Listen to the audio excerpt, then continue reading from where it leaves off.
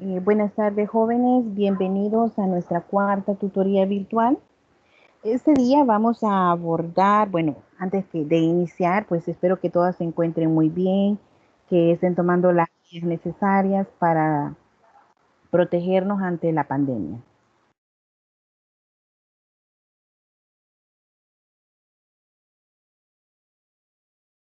Ahora bien, vamos a dar inicio a la temática que corresponde a conocer lo que es la unidad 3, donde abordaremos lo que es el desarrollo de las estrategias de enseñanza-aprendizaje, las estrategias de enseñanza, igual, ¿verdad? Aprendizaje, educación emocional y su importancia en el aprendizaje, la motivación en el proceso de aprendizaje y vamos a hablar un poco sobre la tarea número 3 con respecto al perfil del docente y el estudiante.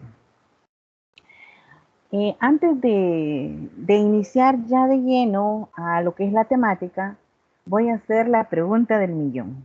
A ver, ¿quién sabe cuál es la pregunta del millón, jóvenes? Que si hemos leído algún material, puede ser. Tan bello, Carlos, gracias. Sandra, igual.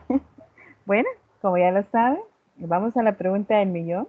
¿Quiénes de ustedes han leído los materiales para que partamos de ahí con nuestra tutoría? Solamente logré leer los procesos cognitivos. Ah, casi no se le escucha, Sandra. Es que, no sé, ¿se escucha ahorita? Se escucha Julia, un poco suave. Tal vez si se acerca un poco al micrófono. lo tengo en la boca, yo creo que, no sé, la señalo algo. Eh, Les decía que solamente el de procesos cognitivos logré leer, no pude leer lo demás.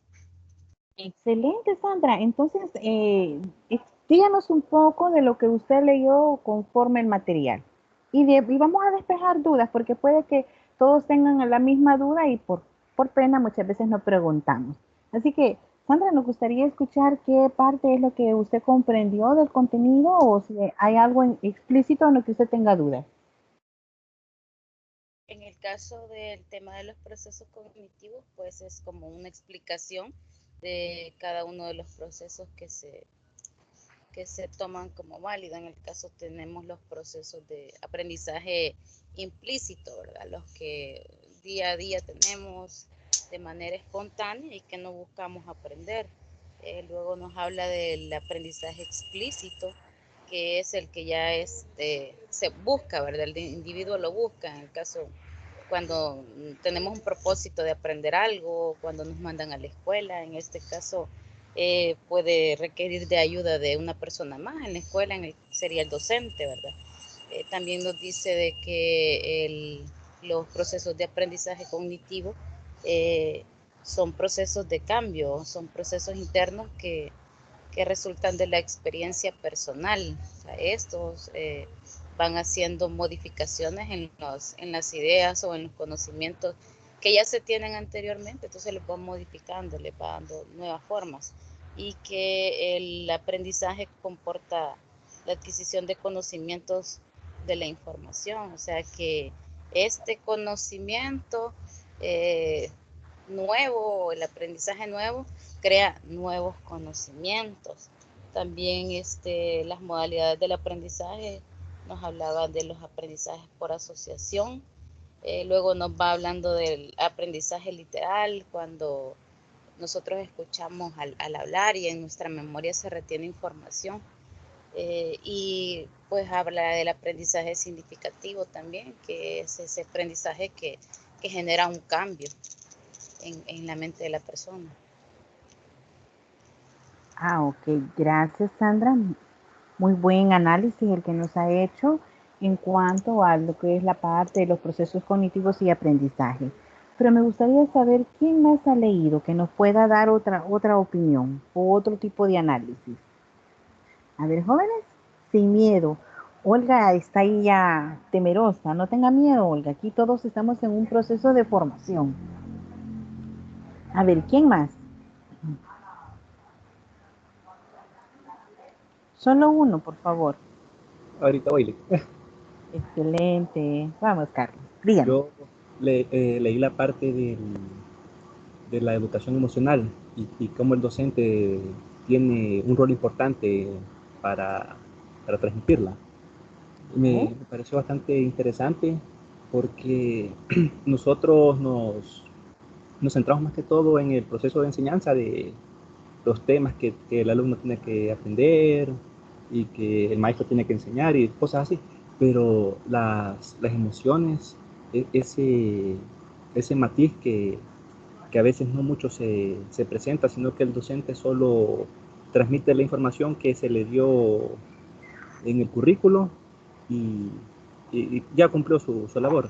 Pero cómo hacerles énfasis al estudiante de que las emociones también son un factor importante en el aprendizaje. Medio leí sobre eso. Me pareció bastante interesante, la verdad. Solamente. Gracias, gracias Carlos, muy amable, gracias. ¿Quién más? Veamos, para empezar ya de lleno.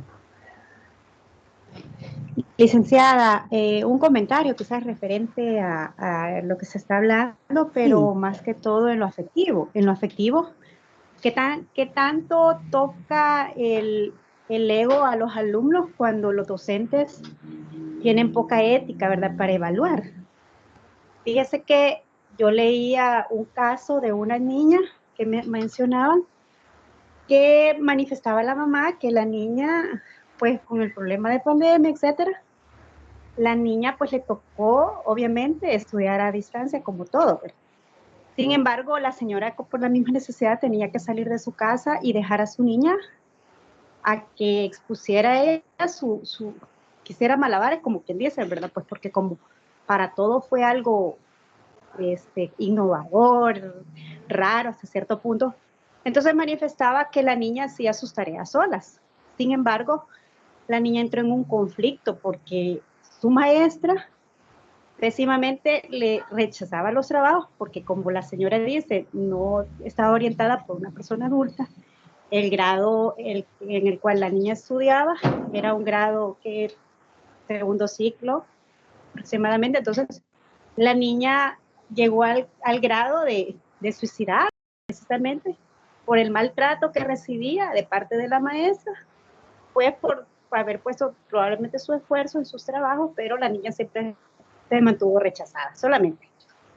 Gracias, cielo. Muy importante lo que nos está tocando. Como sabemos, el docente es una imagen referencial que tiene el estudiante. Este puede, con sus palabras, construir o destruir la autoimagen o el autoconcepto que tiene un estudiante. Muchas veces los estudiantes idealizan a un maestro, a un tutor, a un licenciado, se sienten identificados con esta persona, pero ¿qué sucede? Que en vez de sentir una parte de apoyo, se sienten rechazados o de alguna manera juzgados, estigmatizados. Entonces esto va a repercutir indudablemente en la conducta de la niña, en la parte emocional. Le voy a poner otro ejemplo. ¿Cómo nos sentimos nosotros de mal cuando hemos confiado en alguien y esta persona nos defrauda? Entonces, lo mismo sucede cuando el estudiante se siente defraudado por el docente o viceversa. Cuando el docente o el tutor tiene una percepción sobre un estudiante y de repente este sale con algo, por decir algo, es uno de los mejores estudiantes y de repente se percata que ese estudiante dio copia o agarró copia, entonces la imagen se distorsiona y tiende a crear ese sentimiento de decir, puchica, o sea, yo confié en esa persona o sea, se desvaloriza en ese momento. Entonces, son situaciones que van a afectar, pero eso lo vamos a ver y lo vamos a abordar más adelante en la parte de las emociones, porque es muy importante abordarlas y tocarlas, y más que todo desde el ámbito educativo. Dígame, Sandra. Sí, y nada más comentar con respecto a lo que dice la compañera, pues siento que este 2020 nos ha traído a nosotros que estamos preparándonos para la docencia bastante para nuestra matata, por el hecho de que han habido experiencias bastante feas en cuanto a la negatividad del uso de las tecnologías y desde luego tenemos un desmotivante o una actitud negativa. Eso es lo que vamos a expresar para los alumnos. Nosotros estamos en la otra materia leyendo un documento que se llama la informática educativa. Dentro de ello habla eso, lo de las personas que lo ven, o sea, súper negativo y ven que esto es malo y no lo ven como una herramienta. Entonces eso es lo que expresan al alumno, no saben manejar esto y los niños perciben y también ven de modo crítico y desesperante la nueva modalidad. Entonces de nosotros va a depender también la motivación, aunque digan que no, aunque digan que de la casa va todo, pero si esto se motiva. Yo hace poco, antier, estaba compartiendo el álgebra de Baldor por WhatsApp y se la comparto al director de la escuela de mi hijo y me dice, uy, me comparte el libro que todos los niños quieren, a nadie le gusta ese señor, me dices. Y le digo yo, sí, a nadie le gusta, porque es que no le gustan las matemáticas. Y le digo, profe, le digo, pero cuando nosotros recibíamos la matemática de parte de la UCA y llegaban a enseñarnos, había maestras que, chicas, o sea, nosotros dijimos somos buenísimos en matemáticas. Y cuando comenzamos a avanzar, luego había maestros que, o sea, nos hicieron sentir así como que guácala la matemática. Y llegó a la universidad y el primer ciclo tuve una tutora que, Dios mío, qué mujer para poder enseñar. Es diferente saber matemáticas y saber enseñar, o sea, tener la vocación de docente y saber enseñar matemáticas. O sea, uno con gusto y lo aprende. Y luego tuvimos una tutora que buenísima para las matemáticas, pero no sabe enseñar. Y aún todavía sigue enseñando y casi que todos los que han pasado por ella ven el mismo conflicto, que no sabe cómo enseñar y cuesta aprender con ella. Entonces yo siempre pienso que la motivación que el docente tenga es muy importante para lo que el alumno perciba. Excelente, muy, muy buena reflexión la que hacen. Es que miren, hay vocación para impartir las clases. O sea, no cualquiera que se gradúa como docente es docente. Son dos cosas muy diferentes. Muchas veces lo hacemos con vocación y sobre todo con mucha pasión. Pero hay quienes no tienen ni vocación ni tienen la pasión. Entonces, no voy a generalizar porque no es en todos. Pero, o sea, sí es muy importante el hecho de que hablemos de estas situaciones que afectan en la formación y sobre todo el aprendizaje que cada uno tiene. Como si me lo menciona, mire, les voy a poner un ejemplo. Hace, creo que 2, 3 años, hace 3 años, mi hija estaba en noveno y ella se frustraba y ella sufría con las matemáticas. Y me decía, es que yo no le entiendo, yo a este señor le pregunto, este señor me achica, él solo le explica a los que ya saben y a los que no sabemos nos aísla. Entonces pedí acercarme con el señor y en efecto, un hombre que sabe mucho, pero lastimosamente estaba esa parte, no sabía explicarle a los estudiantes. Tiene tanto conocimiento, pero no lo sabía aplicar a todos por igual, no era equitativo. En cambio, con los estudiantes que le comprendían y captaban como él le decía, entonces se sentía como en su zona de confort. Entonces se sentía más cómodo hablando con ellos porque no tendría que explicarles tanto. Más sin embargo, con los otros estudiantes que no le comprendían, se volvía más complejo. Entonces, pues yo me fui a San YouTube porque les reconozco, yo no soy muy buena con matemáticas, pero tampoco soy de las que se queda ahí y dice no puedo. Y yo me pongo a leer, a ver un tutorial y pues inicio. El detalle es que yo le enseñé a ella con base al tutorial que yo estaba viendo. Mi hija me captó a mí cómo se hacía. Ella lo empezó a realizar tal cual yo se lo fui explicando. ¿Y saben qué sucedió? Que el señor le ponía malos los ejercicios porque le decía que no era como él explicaba. Entonces vine yo y le mandé una nota y le dije de que si la respuesta era o no era la respuesta. En efecto me dice, sí es la respuesta, pero no es el método. Entonces le decía yo, existen diversidad de métodos para adquirir el aprendizaje. El señor se sintió muy molesto porque yo me estaba metiendo en su zona de confort. Pero mi preocupación era de que mi hija en ese momento se sentía inhibida y se bloqueaba y se frustraba con las matemáticas. Entonces me tocó poner tanto la parte de mamá como la parte profesional. Y empecé y le ayudé a mi manera con las matemáticas. Para no hacérselas tan largo, ella salió de noveno, pasó, gracias a Dios, llegó a bachillerato. Cuando ella llegó a bachillerato, ella consideraba que iba a dar vía con las matemáticas. Y para sorpresa de ella, es que se topó con excelentes maestros en el lugar donde ella está y los conocimientos previos que ella llevaba, más la motivación que encontró por parte de los docentes, ahora su materia fuerte, de todas las materias, matemáticas se volvió la más fuerte. Y de repente el maestro la dejaba a ella explicándole a los compañeros lo que algunos no comprendían. Entonces, ¿qué hizo este maestro? La tomó ella de referente porque ¿qué hizo el maestro? Utilizó a las estudiantes que manejaban los contenidos y los involucró con aquellos estudiantes que no manejaban las temáticas. Entonces las puso como mentores. ¿Y qué pasó? La mayoría de estudiantes, de 55 estudiantes, casi 45 de todos los estudiantes empezaron con las matemáticas y le encontraron ese saborcito rico a la materia. Mire, yo no digo que matemáticas no es bonita, sí es bonita, pero lastimosamente no es para todos, no se nota a todos, pero no porque no se nota, nos vamos a inhibir o nos vamos a bloquear ante una tarea. Entonces, ven la parte fundamental del docente.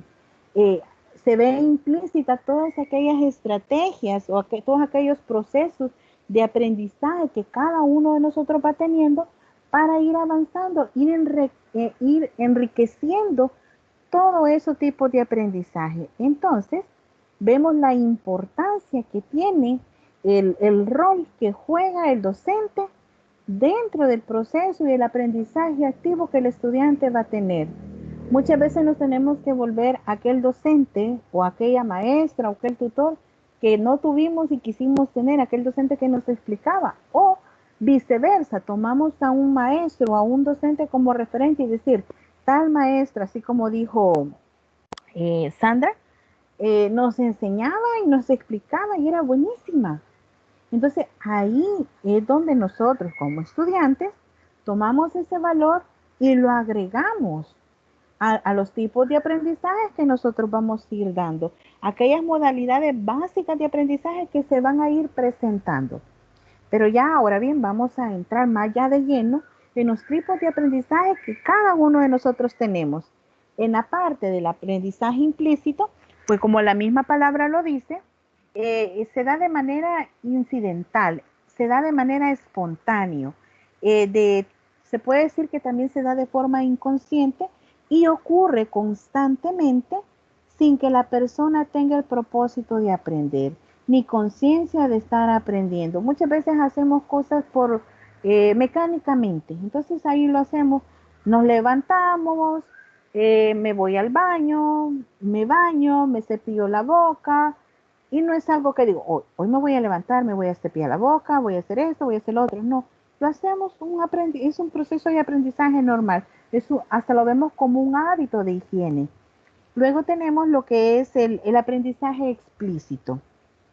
Este sí ya va intencional. Se produce con conciencia para que el estudiante adquiera la actividad y le dé ese esfuerzo personal que realiza con el propósito de aprender algo. Un ejemplo claro de aprendizaje explícito es este en este momento. Nosotros leímos el material para poderlo discutir con los demás compañeros, tener diferentes puntos de vista ante la temática que se nos está presentando.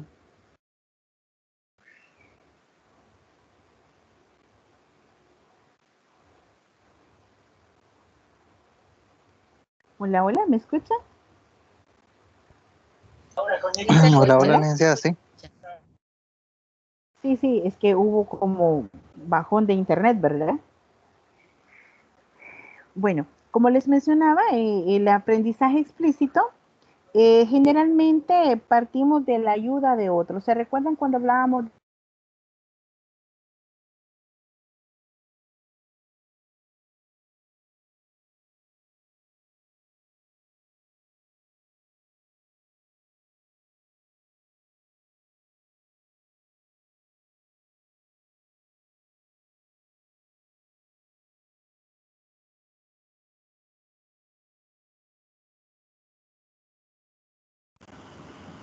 Hoy sí no se le escucha, licenciada.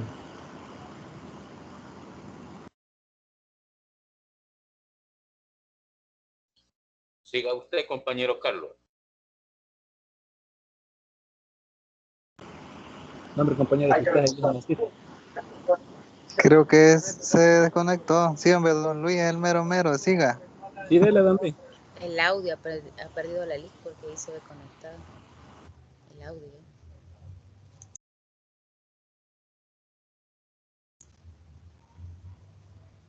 Sigan, muchachos.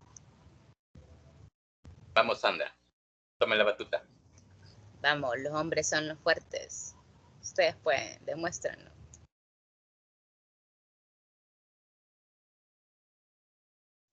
Ya vieron que es bastante material el que tenemos, ¿verdad?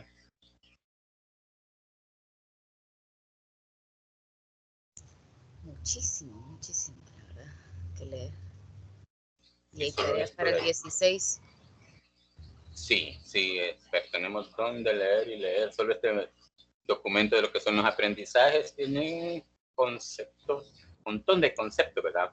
Por lo tanto, tenemos que estar pendientes de que esté lo primero, desde mi punto de vista, lo que yo hago y les recomiendo, tal vez les puede servir, pero yo lo que hago siempre, primero,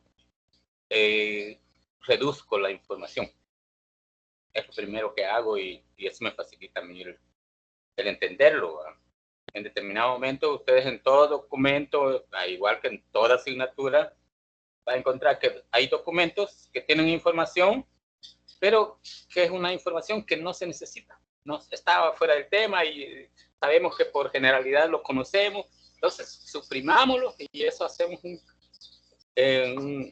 archivo mucho más pequeño que es más fácil para digerirlo, ¿verdad? Entonces tenemos que buscar siempre alternativas de ello.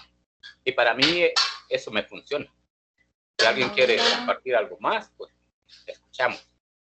Hola, hola, perdón, tengo problemas con la conectividad en este momento, está fallando, pero bueno, vamos a continuar, espero no afecte mucho.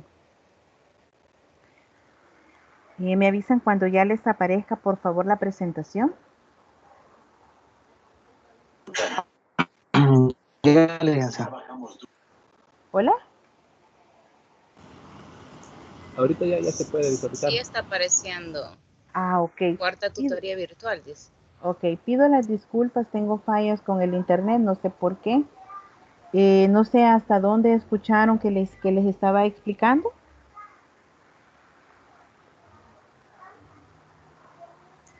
Estábamos por el aprendizaje explícito. En el explícito, ¿verdad? Sí. Ok, bueno, entonces como les mencionaba, este habla de que se produce con conciencia el aprendiz. Les mencionaba la zona de desarrollo próximo, que es la que estuvimos viendo, donde hablábamos, ¿verdad? Que teníamos el apoyo o la ayuda de una persona adulta que nos orientaba y pues nos ayudaba para que posteriormente nosotros replicáramos la información de manera personal. También encontramos lo que es el aprendizaje automático, que está implícito, valga la redundancia, en el tipo de aprendizaje explícito. Les ponía el ejemplo de cuando nos bañamos, cuando comemos, cuando nos alistamos, todo ese tipo de aprendizaje. También en el explícito está la voluntad que cada uno de nosotros tiene, la atención selectiva, donde nos enfocamos en cuanto a qué queremos aprender. ¿Cómo vamos a realizar algo? El tipo de aprendizaje también este se da por adquisición y se da por cambio. Se menciona que el de cambio puede conceptuarse como proceso interno. En este caso estamos hablando de la experiencia personal que van a tener como estudiantes, tomando como referente la experiencia en el sentido más amplio y significativo que es lo que nos menciona el autor Dewey.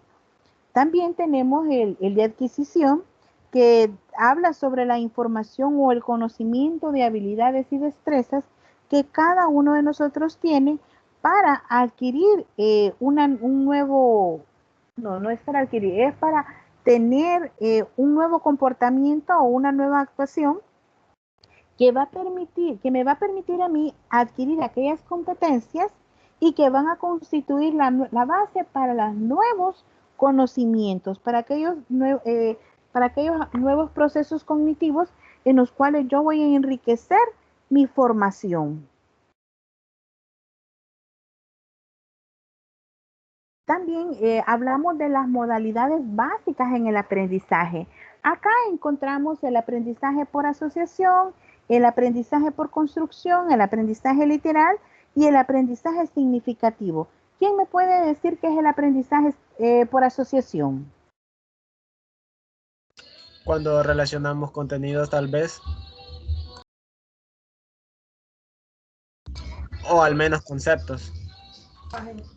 Sí, un ejemplo que yo vi un ejemplo de lo que es el aprendizaje por asociación, y es que daban, por ejemplo, una serie de figuras geométricas, ¿verdad? Y le preguntaban a los alumnos, ¿qué es lo que usted ve? Y cada uno de ellos respondía, yo veo un cuadro, y yo veo un rectángulo, y iba haciendo mención de diferentes figuras, pero al final el profesor reúne todas las figuras y forman una casa.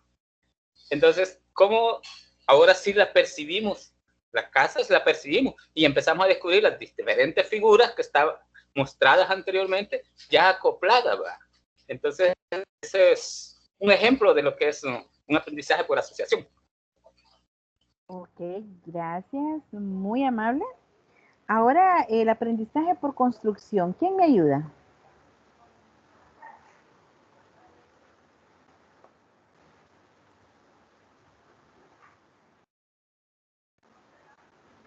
A ver, Carlos, o Sandra, o Cielo. Ok, A ver, ¿quién me ayuda? perdón. Bueno, por construcción, pues yo quizás lo vería desde la concepción de que como un niño tiene un aprendizaje significativo y de esa manera pues construye una idea. En el caso que mencionaba el compañero anteriormente de las, llamémoslo así, de las Hola. de las figuras geométricas, podría ser, Dígame, ¿verdad? Cielo. Hola, ¿me escucha? Hola, hola. La escuchamos. Creo que la licenciada está Sí, teniendo sí, hoy atraso en el sí. audio. Ok. Sí, le comentaba que desde mi perspectiva, ¿verdad? Sí, creo que sí tengo inconsistencia con el sistema. Ok. Bueno, gracias. No, pero usted siga, nosotros lo estamos escuchando, cielo. Sí, sí, siga, porque ella es que está teniendo, Sí, la sí, transmisión Cielo, está no hay llegándole problema. tarde. Ok, bueno, como les mencionaba anteriormente, ¿verdad? Pienso yo que es como un lenguaje significativo. Prácticamente el alumno o la alumna en ese caso, pues, define una idea, ¿verdad? Por ejemplo, conceptualiza, se sigue el procedimiento y hasta que se llega a lo actitudinal. Pienso yo que se usan esos tres tipos de valoración para poder llegar a una idea. Por ejemplo, un niño que está en sus primeros pasos de la lectura, puede que nosotros como docentes le podamos enseñar y manejando estrategias para que el niño pueda leer. Por ejemplo, desde la concepción de una figura para que el niño vaya adaptándose a lo que son las vocales. Un ejemplo, para que posteriormente pues enseñen consonantes y así sucesivamente hasta que el niño construye una palabra. Pienso yo que así es. Gracias. Gracias. Muy, muy buen ejemplo. Ahora con el aprendizaje literal, ¿quién me ayuda?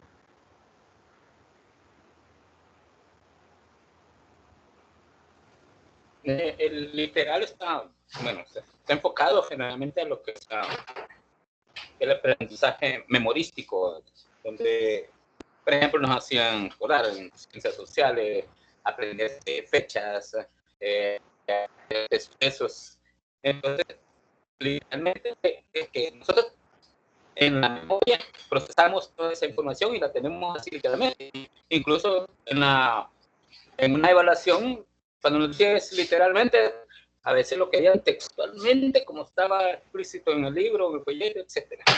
Eso lo considero.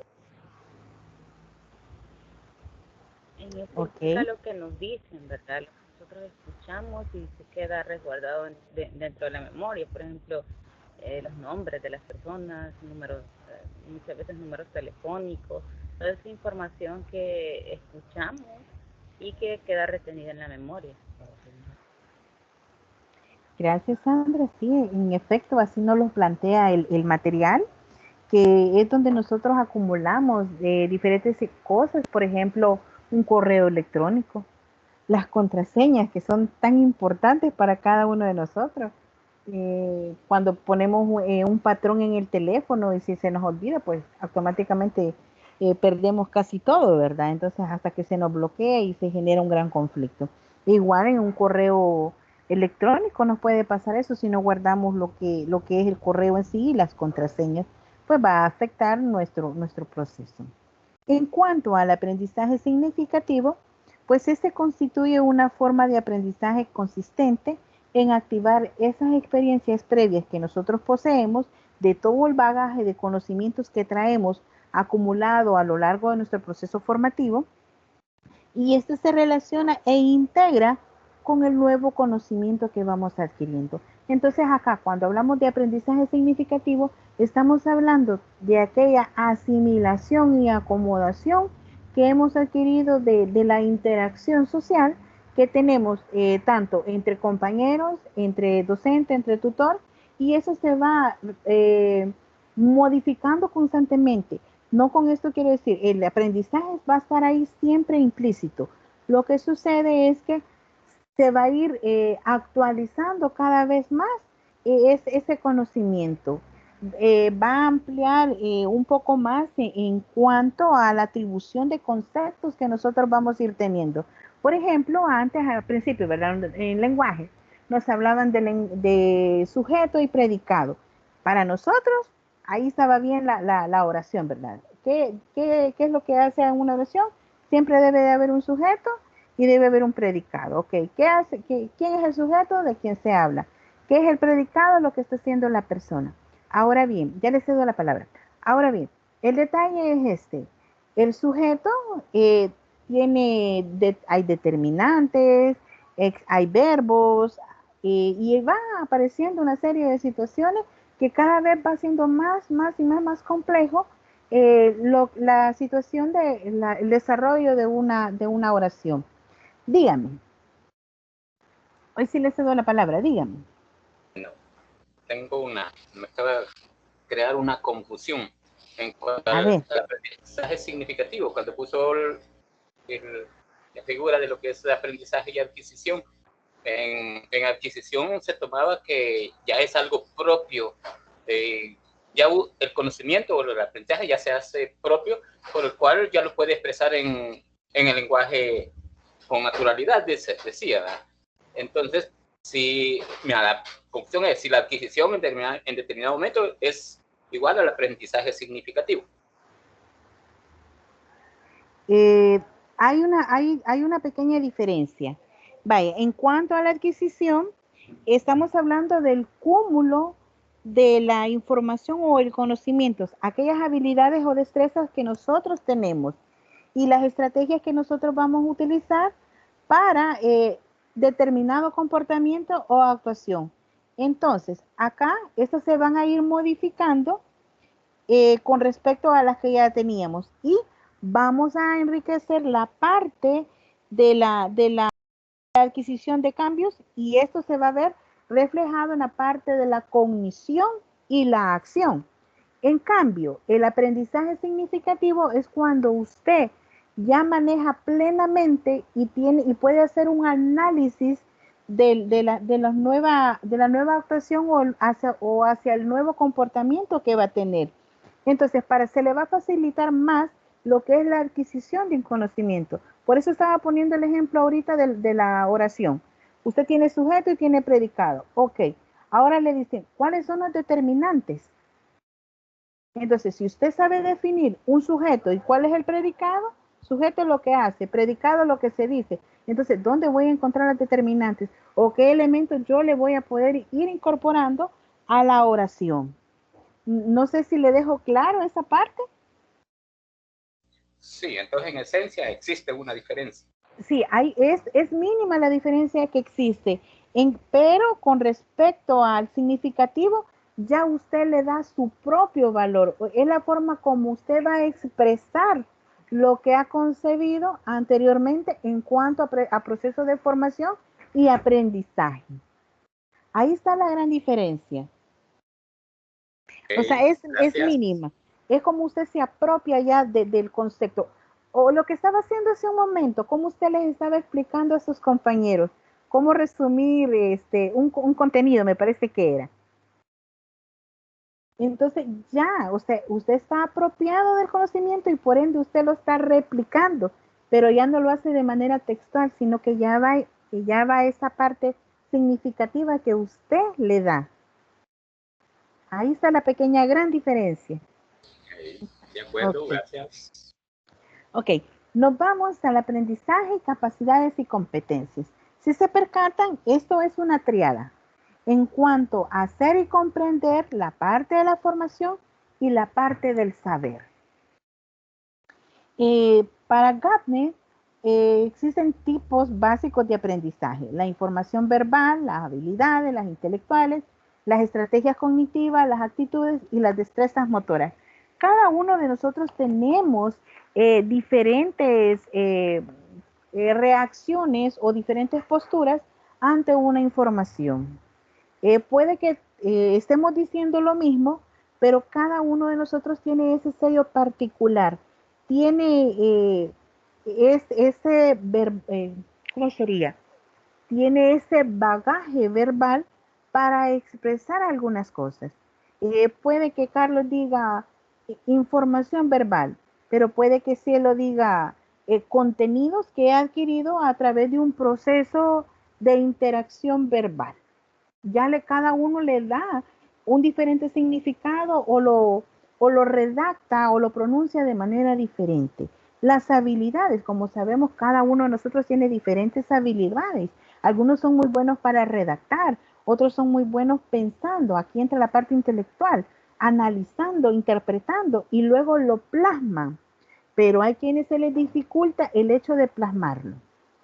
Entonces empieza a generar estrategias cognitivas y hace uso de mapas mentales, mapas conceptuales, hace guiones y dice, esto es lo que voy a poner en tal trabajo, esto voy a realizar de esta manera. Y entonces va generando una serie de estrategias que al final se convierten en técnicas de que ustedes van puliendo y van favoreciendo el entorno y el proceso educativo que cada uno de ustedes tiene.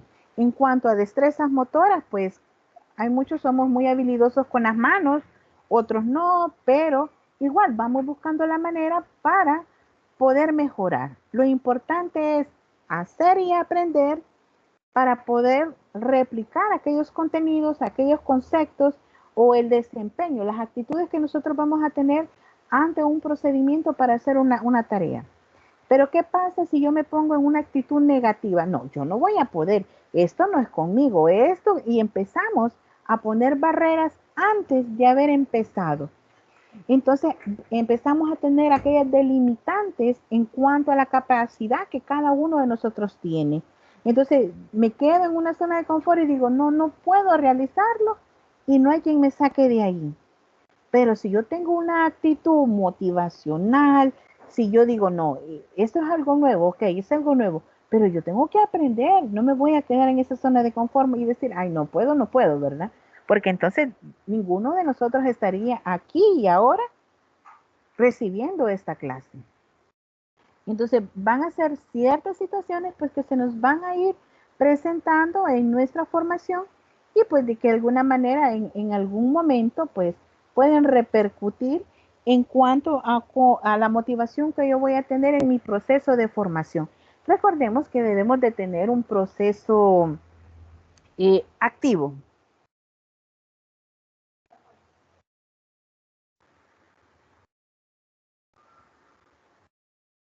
No sé si hay dudas en cuanto a esa parte.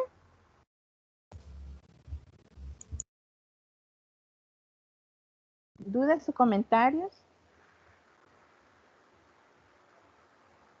¿No hay dudas? Ok, entonces seguimos avanzando. Ahora bien, Vale. ok. En cuanto al aprendizaje asociativo, el paradigma conductista. Acá encontramos que los procesos asociativos se dan a través del condicionamiento y el aprendizaje. Entonces, se nos plantea que en el empirismo se adquiere su apogeo allá por el siglo XVII y XVIII y se va prolongando y va teniendo una influencia en los siguientes fundamentos. Entonces, da origen a todo conocimiento, a la experiencia sensorial y a la información proporcionada que vamos adquiriendo a través de nuestros sentidos. Acá hay principales ideas del empirismo.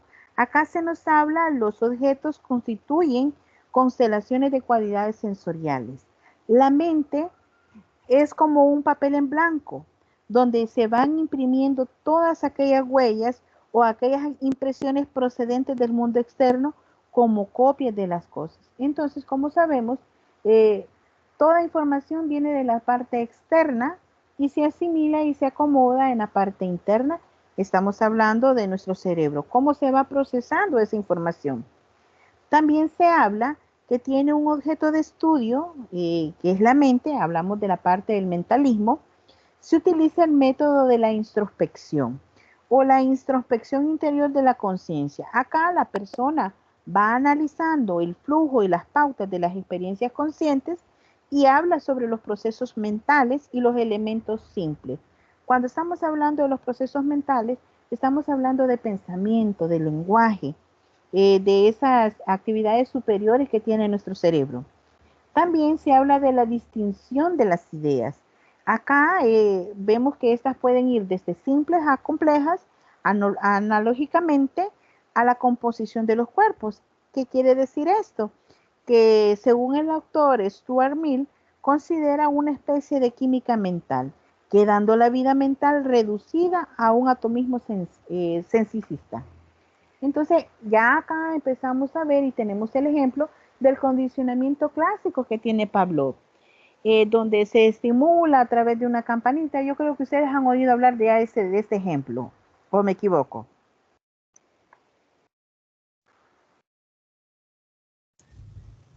No, no he escuchado de ese. Ese es no es el de un perro, que no es es ese.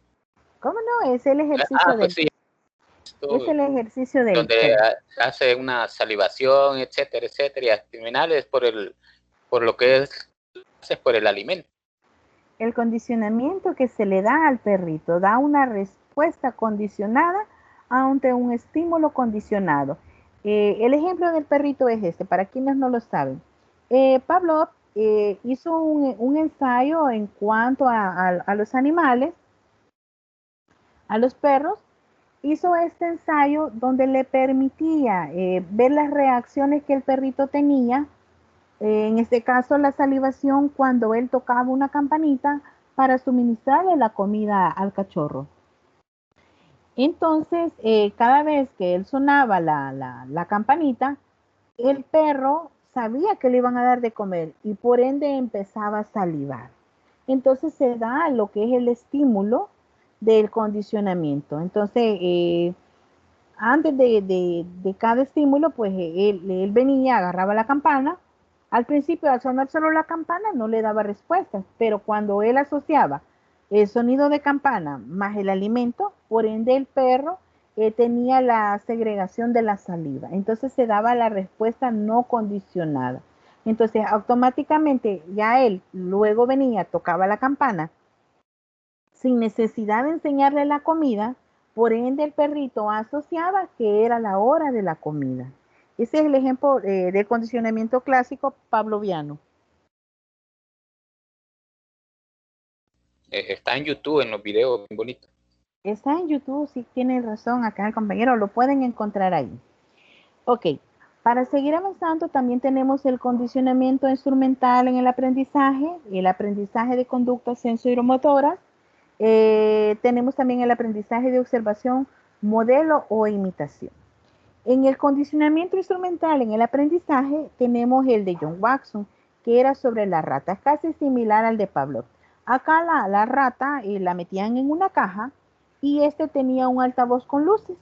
De repente, si la rata se equivocaba dónde tocar, recibía una descarga eléctrica, pero si pulsaba el botón correcto, recibía una descarga de comida. Entonces le llegaba alimento a la rata y la rata entonces cada vez aprendió, o sea, son seres inteligentes, eh, aprendió a pulsar el botón para recibir alimento. También se da el otro ejemplo no me acuerdo si es conejo o si es rata, pero que pulsaba, no, es del mono, perdón, pulsaba un botón y este le permitía, tenía una descarga eléctrica si tocaba el botón incorrecto o sonaba una bocina o un botón que abría automáticamente la puerta para que él pudiera salir de la caja. Entonces, muchas veces se aprende por ensayo y error. En este caso, los animales, pues cada vez sabía que si tocaba un determinado botón, iba a recibir descarga eléctrica o iba a recibir alimentación. En cuanto al aprendizaje de conductas sensoromotóricas, estamos hablando de que pues toda la información la recibimos a través de nuestro entorno. Los órganos sensoriales. El primer órgano sensorial que los niños utilizan son las manos y la boca. Cuando ellos empiezan a querer conocer algo, todo va para la boca. Le agarra la mano a un bebé chiquito a usted y ya la manita a la boca, o la llave, o cualquier cosa que usted tenga, ellos todo lo quieren conocer a través de la boca. Entonces es así como se van construyendo aquellos mapas conceptuales y se va basando en toda la parte de los sentidos, nuestra vista, nuestro oído, el olfato y el gusto. Se percatan de que muchas veces los bebés están pequeños y reaccionan a los tipos de voces. Si usted le habla fuerte al niño, lo va a asustar. Si usted le habla con una voz dulce, una voz tierna, muchas veces nosotros hacemos eso. Les hablamos de manera chiquitita a los niños. Vemos un chiquitín y empezamos, ay, chiquita, divina, y empezamos, ¿verdad? Sea hombre o sea mujer. Tendemos a hacer ese tipo de situaciones y por ende los bebés nos van asociando a nosotros. Ahora bien, en cuanto al aprendizaje por imitación o por modelo, este aprendizaje se da más que todo por observación, de una manera vicaria, de una manera social, mediante los modelos, valga la redundancia, del modelado. Vemos que muchas veces los pequeños o nosotros hacemos cosas por imitación. Como se ve en la imagen, la mamá está con el bolígrafo en la boca, el teléfono y la computadora. Si ven, la chiquitita está replicando exactamente el mismo patrón conductual de la madre. Y muchas veces esto nos suele pasar a nosotros en cuanto a grupos. Miren, podemos ser muchas veces desorganizados en cuanto al estudio, podemos dejar todo casi para última hora, pero si nosotros nos integramos en un grupo donde las personas son ordenadas, son metódicas, son analíticas, de alguna manera nosotros vamos a aprender este tipo de aprendizaje por observación. Vamos a empezar a imitar a estas personas. ¿Por qué? Porque yo no me quiero quedar atrás, o sea, yo también quiero dar mi aporte, yo también quiero participar, ¿no? Entonces empiezo a imitar aquellas conductas o aquellos patrones de comportamiento que éstas tienen y que van de alguna manera saliendo bien en las notas. Entonces, como vemos, cada uno de estos tipos de aprendizaje van seguidos y son muy importantes para nuestro proceso de formación. No sé si hay dudas o comentarios.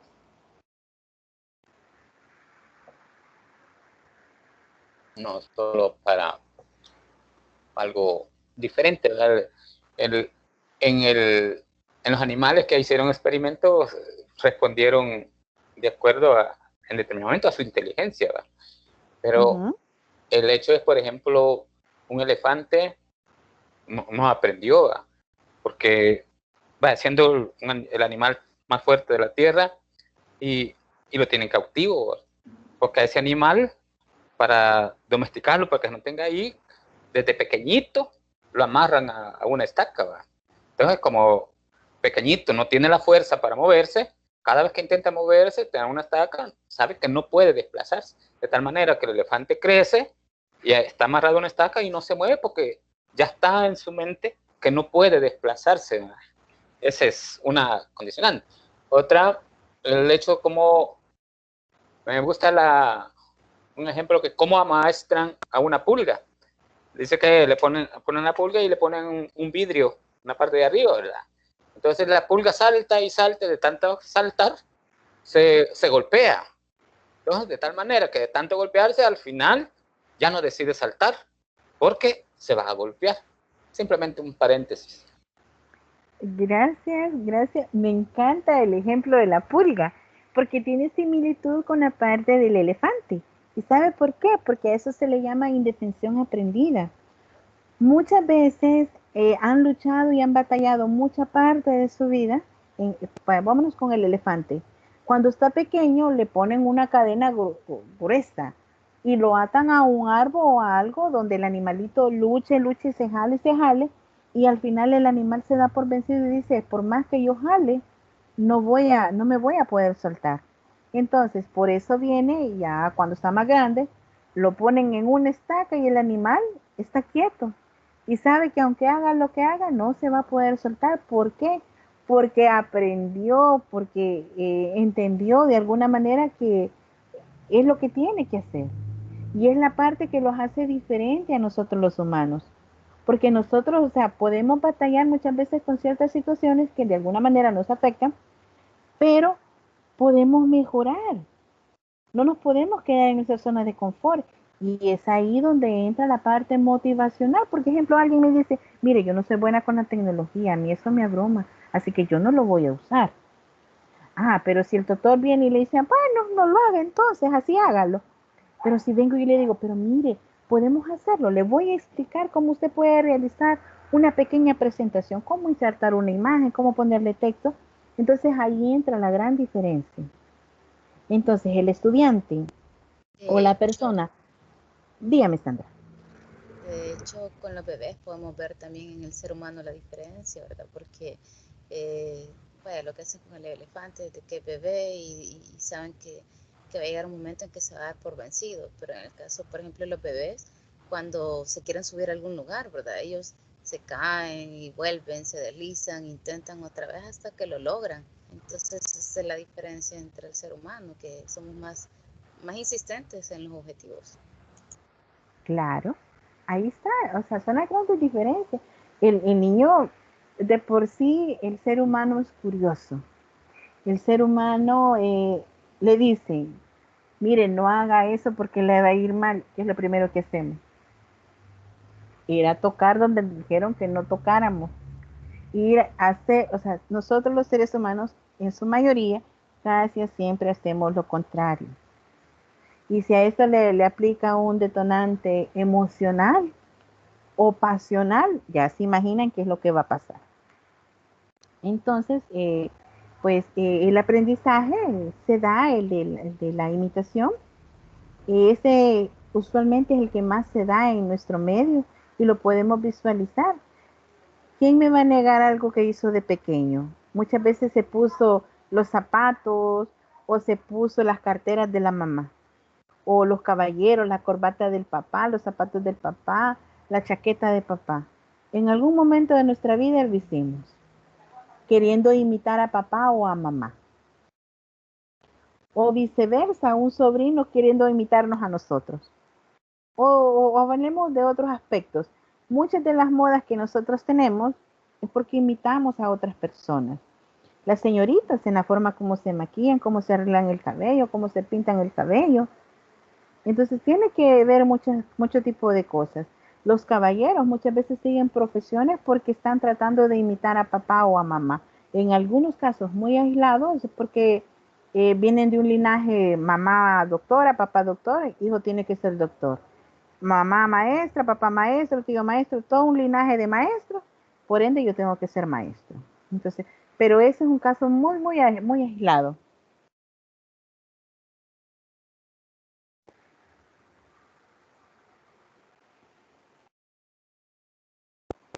A ver, con respecto a, con respecto al paradigma cognitivo y la construcción del significado, siempre tenemos que darle un significado a lo que estamos haciendo. La palabra cognición, bueno, lo voy a leer textual como está. La palabra cognición denota el proceso por el que las personas adquieren sus conocimientos. En cuanto a la psicología cognitiva, se ocupa de esa parte, del análisis, de la descripción, la comprensión y la explicación de los procesos cognitivos por los que las personas adquieren, almacenan y recuperan y usan el conocimiento. Y acá es donde vemos el objeto, que es el funcionamiento de la mente, las operaciones que realiza y los resultados de la misma cognición y las relaciones con la conducta. Entonces, vemos acá cómo la persona va haciendo uso de ese procesamiento de información que se aloja en la parte de la memoria y que muchas veces la replicamos. Esta memoria es de trabajo, memoria a corto plazo o memoria a largo plazo. Un ejemplo de memoria a largo plazo son las matemáticas, el uso de las tablas. Las aprendimos allá por cuarto grado, estamos en la universidad y las estamos utilizando. Entonces, cómo se va asociando toda esa información en nuestro cerebro? ¿Cómo se va estructurando y todos aquellos procesos que se ven implícitos en ese momento? ¿Cómo yo recuerdo una asignatura en particular? ¿El maestro era bueno, el maestro era malo o totalmente daba villa? Entonces, tenemos ese tipo de procesador y poder decir, en tal fecha vimos esto y esto, abordamos este tipo de temáticas, o bien, retomando como dijo Sandra, en otra asignatura están viendo otro tipo de temáticas, pero la traen a mención. Entonces, es ahí donde se hace uso de la memoria.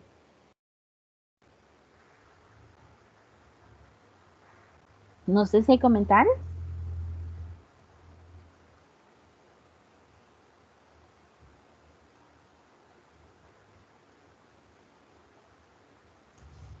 No, de mi parte ninguna. ¿No hay dudas? Ok, avanzamos. Esta temática es bastante larga, jóvenes, así que yo creo que el día de la tutoría de repaso, pues vamos a terminar la temática en sí. Ahora bien, ya habíamos hablado un poquito de asimilación y acomodación. En cuanto a la asimilación, pues es la parte de la incorporación de la información de la experiencia en los esquemas individuales. Y luego hablamos de los modelos conductuales y operacionales que se van haciendo más complejos. En la acomodación se da la modificación que sufre la estructura de la mente y se va acumulando con la nueva información que nos está llegando.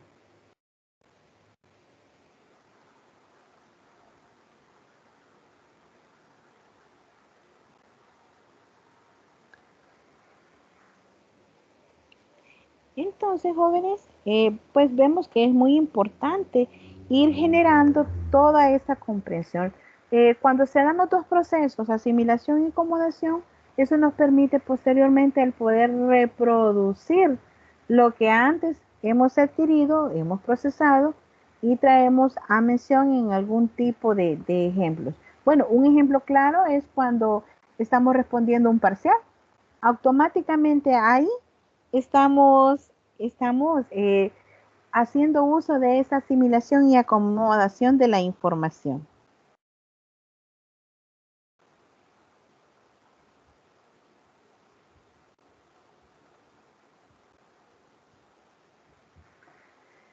Cuando hablamos del significado y la comprensión, acá hablamos ya de la teoría del aprendizaje verbal y significativo. Mucha de la información que nosotros obtenemos está convertido en lo que es imagen. Yo a ustedes les voy a poner un ejemplo. Si yo le digo nevería, ¿qué se le viene a la mente? Un helado. Un helado. Un negocio. Sorbete. Un negocio, un sorbete. ¿Qué más? ¿Qué se nos viene a la mente?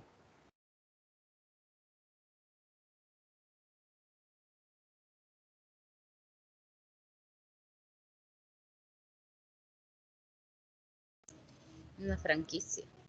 Una franquicia. 2 por 1 dice. Ok, 2 por 1 está bien. Pero vemos, o sea, yo solamente digo una palabra y automáticamente estamos dando una respuesta. Sorbete, helado, 2 por 1 las promociones que son muy importantes. También tenemos la parte de franquicia, lo vemos como negocio. Entonces, así sucesivamente le vamos dando respuesta a un acontecimiento. Por ejemplo, el aprendizaje de conceptos, que es lo que acabamos de hacer, se adquieren a través de un proceso, que es la asimilación. Asimilamos que es una nevería y venden helados, cosas ricas. Se produce a medida que se va ampliando el vocabulario. Ya los niños dicen un miche, ajá, o sea, por un miche, una banana split, entonces va ampliando nuestro vocabulario, un sonde y así sucesivamente. Entonces los atributos de los conceptos se usan para hacer definiciones.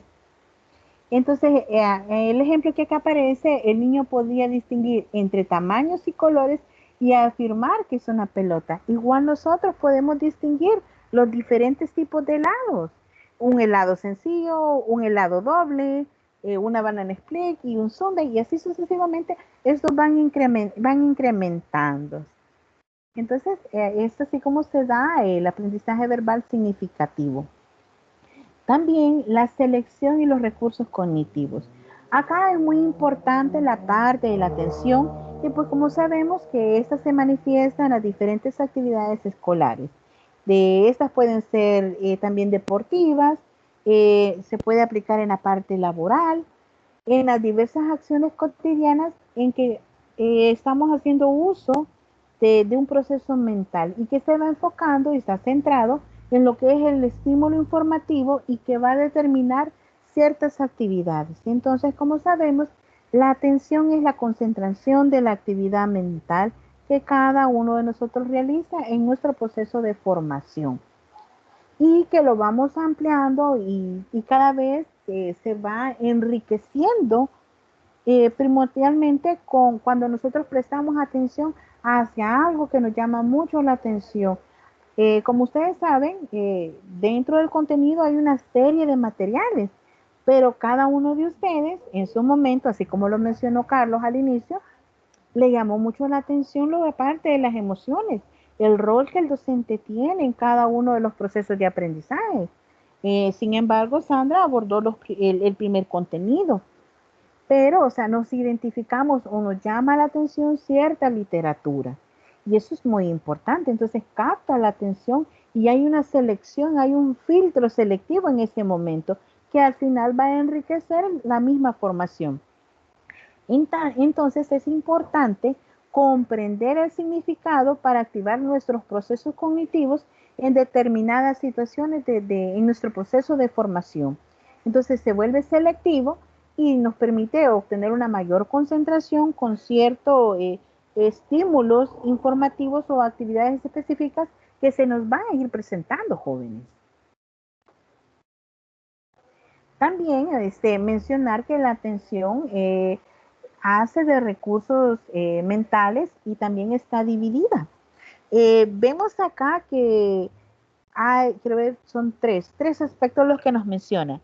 En los últimos años ha prevalecido la idea de que la atención implica especialmente la asignación en determinados términos. Por ejemplo, el literal A habla de todo procesamiento o actividad cognitiva requiere y consume recursos mentales. La atención implica asignación de recursos cognitivos según las especificaciones y exigencias o dificultades de la tarea. Los recursos mentales disponibles son limitados. Entonces vemos que de alguna manera pues está dividida. Mire, si yo estoy cocinando, mi atención debe estar ahí pendiente, no quemarme con la cacerola, el fuego, tener cuidado de no derramar algo que vaya a ser inflamable. Ahora, con respecto al estudio, mi atención, bueno, tengo parcial de aprendizaje y cognición y tengo tarea de matemática. Entonces me divido y me enfoco en cuanto a qué quiero dar, qué quiero realizar. Y así sucesivamente le vamos dando la importancia o la atención a lo que vamos a realizar. Yo digo, voy a realizar una actividad de tal a tal hora y luego me dedico con la otra actividad. Y así sucesivamente, pues voy desarrollando todos esos procesos y los voy haciendo de manera automatizada. Entonces, la atención requiere una focalización en una actividad o tarea conscientemente realizada.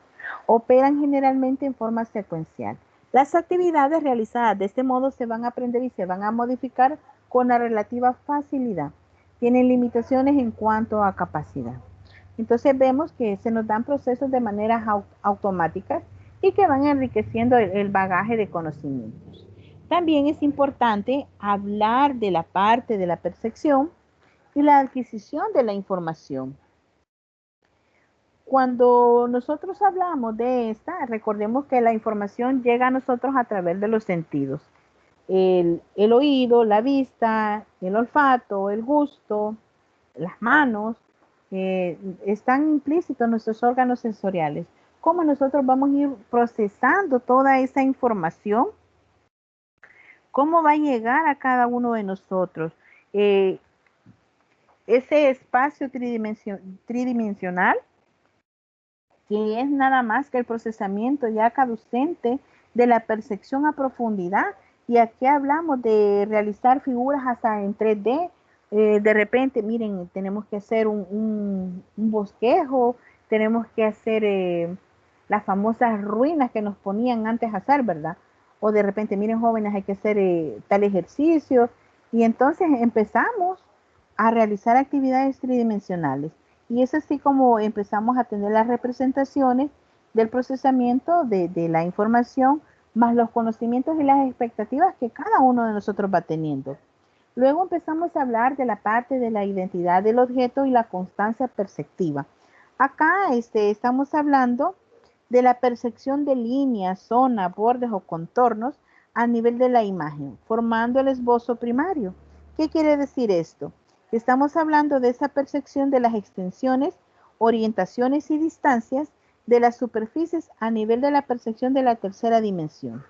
Es decir, la percepción humana es de cosas reales, valga la redundancia, con las cuales la persona está interactuando cognitivamente y su comportamiento. Dentro del material aparecía una imagen donde una persona estaba ¿cómo se llama? En un centro comercial, pero en el piso se ve reflejado lo que es el fondo de un mar, se ve un tiburón, se ven peces, entonces eso tiene que ver con la percepción que nosotros vamos teniendo.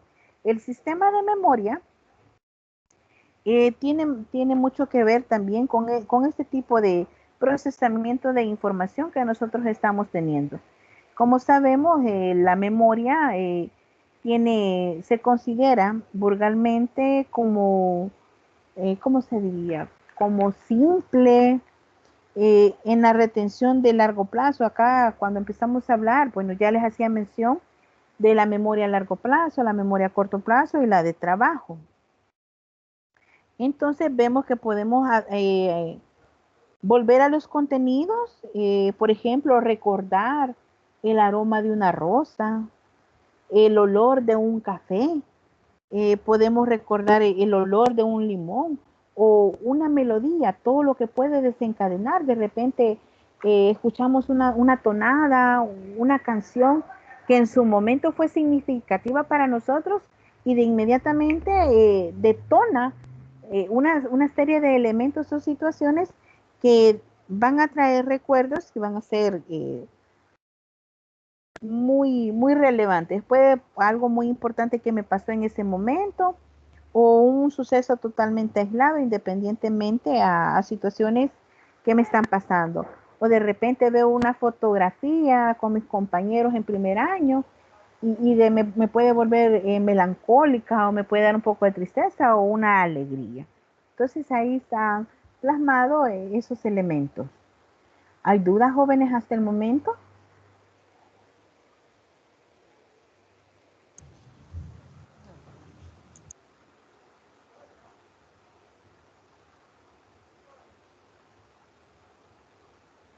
¿Dudas, jóvenes? Creo que no, Lick. ¿Estamos bien? ¿Estamos claros como la horchata? Sí. Como lodo, Cabal. tal vez. Ok, solo un pequeño paréntesis. Jóvenes, por favor, me están solicitando de coordinación que se tomen la fotografía, los que quieran mandarla y pues se les agradece de antemano. Este es un pequeño comercial. Ok, Ay, no, continuamos. vamos a tener que lavar los trastes, van a salir los trastes chupos ahí. Oiganla. Ok, vamos con respecto a la adquisición del conocimiento y el proceso de codificación. Como sabemos, pues toda información que llega se codifica y se almacena en nuestro cerebro. Entonces, estamos hablando del sistema cognitivo. Este tiene dos procesos sustanciales y estrechamente relacionados. Empezamos hablando con lo que es la codificación, pues concierne al procesamiento inicial de los estímulos y los elementos informativos que genera una representación mental de los mismos. La codificación se refiere al inicial procesamiento de un elemento que conduce a una representación del mismo en la memoria. El proceso de adquisición tiene dos modos y efectos de aprendizaje. Acá empezamos a hablar de ese procesamiento, el efecto de generación y de autogeneración que tiene una considerable potencialidad en la adquisición, retención y recuperación y la transferencia del conocimiento que la persona tiene. El efecto de autorreferencia se produce cuando el aprendiz relaciona consigo mismo el contenido de la información. Deriva de los aspectos intensos relacionados establecidos entre los nuevos elementos informativos y representativos que se van a ver vinculados con la persona y estas van a ser arraigadas en el sujeto. Entonces, como vemos, hay un efecto. Una ejecución ocurre cuando la información verbal se vincula a la ejecución de determinadas acciones congruentes con el contenido, en cuya virtud resulta favorecida la codificación, asimismo el reconocimiento y el recuerdo. Entonces vemos que están implícitos esos elementos. Acá se nos habla de esquemas mentales, de cómo se va a adquirir el conocimiento y se va a llevar a la acción.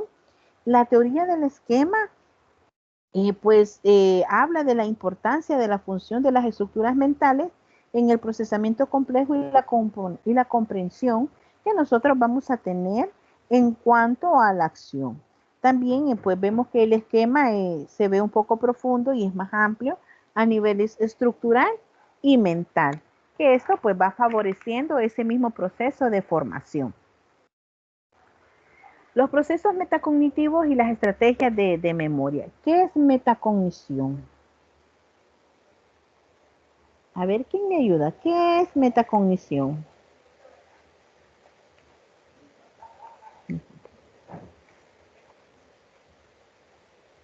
Es cuando analizamos sobre nuestro propio pensamiento, cuando tratamos de reflexionar sobre cómo pensamos. Gracias, Kevin. ¿Quién más?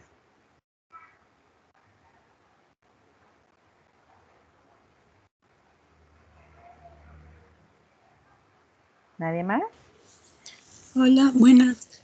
Es la reflexión acerca de algunas preguntas que debemos hacernos en el proceso de metacognición.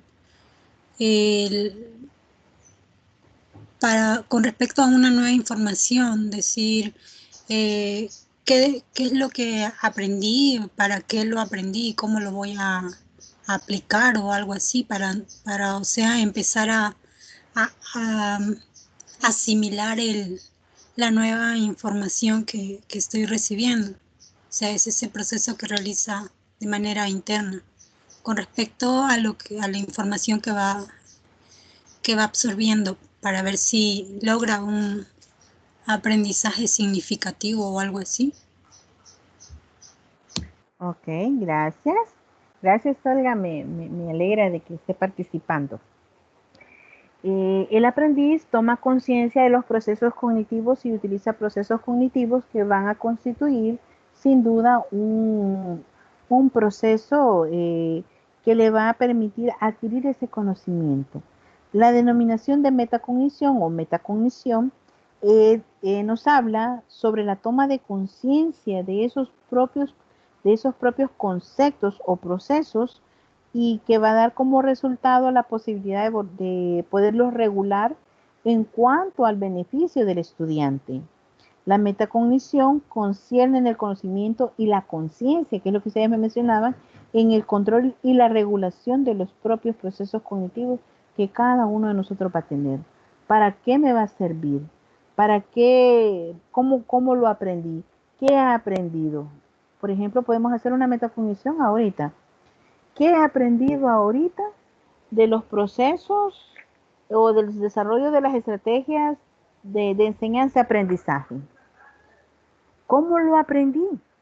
¿Para qué me va a servir? ¿En qué otras ocasiones puedo utilizarlo? Estamos haciendo uso en ese momento de la metacognición. Y vemos cómo se va a reflejar en la misma formación que nosotros vamos a ir teniendo. Ahora bien, el proceso de recuperación y utilización del conocimiento. ¿Cuándo, qué, por qué, cómo, dónde y a qué horas yo voy a adquirir ese conocimiento? ¿Quién me puede hablar de la parte del procesamiento de recuperación de información? ¿Quién me puede ayudar?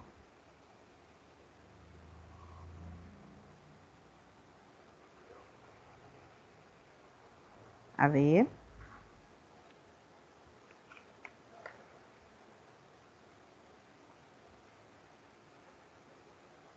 Se me fueron. Bueno, vamos a hablar, ya casi llegamos al otro material. En cuanto al proceso de recuperación y utilización del conocimiento, acá estamos hablando que las operaciones por las que la información ha sido procesada es codificada y luego es representada con los mencionados efectos de profundidad y generación organizacional de autoinferencia que nosotros tenemos y que de alguna manera son cruciales en la recuperación. Al momento de que le preguntan, a ver, dígame, ¿qué es para usted metacognición? Entonces automáticamente usted hace un cruce de información y dice, la licenciada habló de eso en la tutoría anterior y empieza a explicar en sus propias palabras qué es la metacognición. Pero también es importante hacer un reconocimiento o recuerdo, también dependen de las condiciones, en la forma como se asimiló y cómo se procesó y sobre todo cómo se va a recuperar esa información para poder retransmitirla a otras personas. También el reconocimiento y el recuerdo son dos formas de recuperación de lo aprendido. Por ejemplo, reconocer la cara del cartero cuando llama a la puerta o recordar esa cara más tarde en un momento dado. De repente pasamos por ahí y decimos, yo esa persona la conozco, yo la he visto en algún lugar y empezamos. Sí, ella es amiga o es la novia o es el novio de fulana, ya tenemos un recuerdo. En cuanto a información de aprendizaje, de repente, nos estaban hablando de las oraciones compuestas. Y decimos, sí, eso yo lo vi en tal materia, en bachillerato, cuando nos daban lenguaje y literatura, me recuerdo de eso. Y empezamos, ¿verdad?, a tener un recuerdo y empezamos a asociar diferentes elementos. También hablamos del proceso de la memoria humana, que es el reconocimiento del concepto, cuando se presenta escrito junto con las definiciones o descripciones de otros conceptos, y es recordar de manera explícita y directamente el concepto de algo en específico. Pero también recordemos que muchas veces tenemos limitaciones en la recuperación y olvido o distorsión de algo. Entonces muchas veces se nos olvidan algunas cosas. Muchas veces tratamos de recordar algo y decimos, no, es que aquí en la punta de la lengua lo tengo y no me recuerdo. Eso es algo que nos suele suceder. No siempre, pero sí se nos presenta, se nos da. No sé si hay dudas hasta el momento. No, solo para reforzar esto que está hablando, por ejemplo, ya los adultos que tenemos hijos, de repente vienen los hijos y nos vienen preguntando por una tarea de matemática y empezamos a sacar solamente lo que recordamos para poderle responder, ¿verdad? Nos dicen, mira, nos están enseñando a la cuadrática, y empieza a recordar, es más o menos raíz cuadrada, ya no me acuerdo, y empezamos a recordar a media, y vamos a buscar para recordar, y complementamos con lo que tenemos ya en nuestra mente, ¿verdad? Sí, gracias. Muy buen ejemplo el que nos está haciendo. Y como vemos, pues se nos van presentando una serie de situaciones, ¿verdad? Pero igual son dentro de los procesos de formación. Ahora bien, aprendizaje y representación del conocimiento. Acá la integración tiene que ver con la integración de diferentes elementos o categorías que se nos van presentando. Entra acá la parte de la simbolización, por ejemplo, de una palabra que se va a reducir considerablemente sobre la temática de la memoria, o habla explícitamente de la memoria semántica que tenemos, e implica una organización mental de diferentes elementos relacionados en cuanto a la información. Se trata pues de una reducción o una concentración de elementos singulares a categorías representadas por conceptos como contenidos sustanciales de la memoria semántica, cuyas combinaciones posibilitan los diversos complejos y profundos procesos cognitivos que se nos van dando. Entonces esto lo menciona la parte del material, y ustedes lo van a poder ahondar y profundizar un poco más ahí en el contenido. Y también hay que hablar de los niveles de categorización del conocimiento y el cambio conceptual. Acá hablamos de la organización y las categorías de la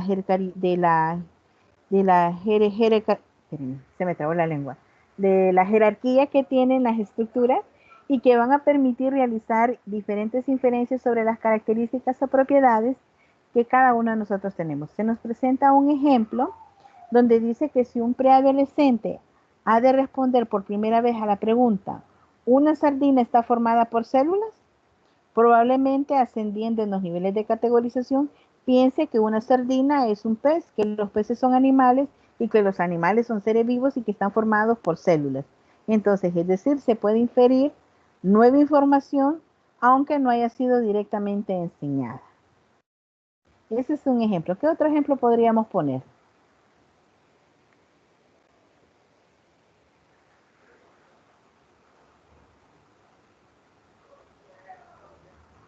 ¿Qué otro ejemplo podemos poner?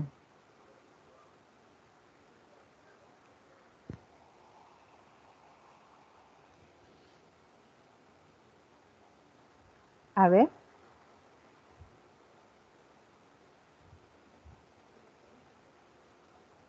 ¿Qué otro ejemplo podemos poner? ¿No se nos viene algo a la mente?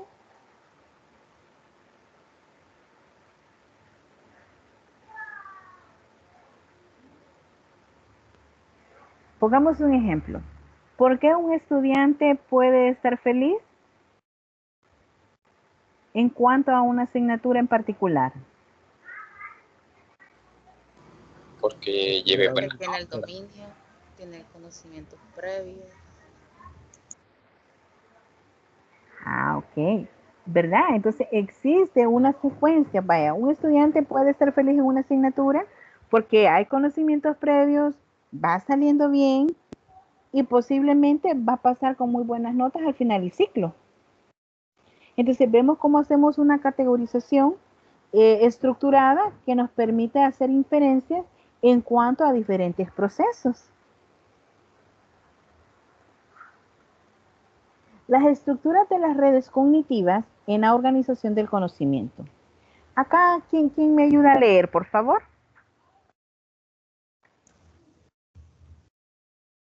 Estructuras y redes cognitivas en la organización del conocimiento. El modelo jerárquico de red semántica tuvo como punto de partida la elaboración de un programa informático para la comprensión de oraciones realizado por Ross Killian. Este informático y psicólogo Alan Collins desarrollaron un modelo jerárquico de red semántica conceptual. suponen que el resultado de la continua acumulación en la memoria semántica del significado de palabras se organiza como una red jerárquica de asociaciones. La estructura del conocimiento se representa como red de conceptos organizados jerárquicamente.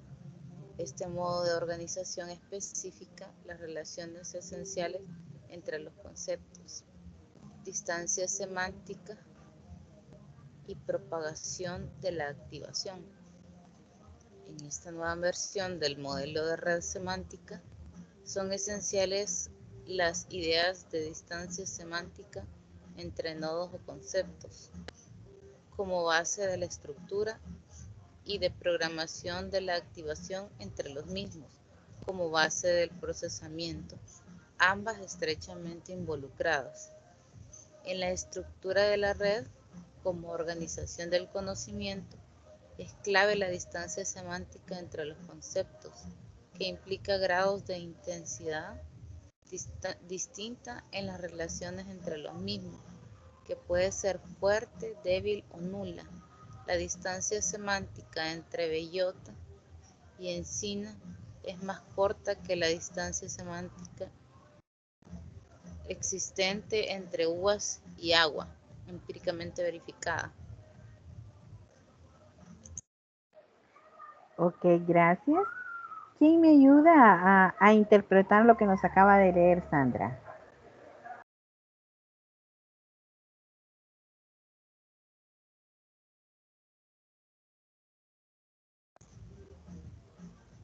Yo analizo que están hablando de que los conceptos que nosotros vamos creando van haciendo un solo concepto. Por ejemplo, si yo tengo en mi mente las palabras agua, blanco, vaca, yo podría de repente hacer un concepto leche. Entonces van teniendo como un orden, si le voy dando un orden jerárquico, va a tener cierto concepto, pero también habla de que la distancia entre los conceptos, la distancia de similitud que tenga, también va a depender de qué tan cercano estemos a otro nuevo concepto. Ok, No gracias, sé si entendí Sandra. bien. No, estamos muy bien. ¿Quién más quisiera dar un aporte? Vladimir.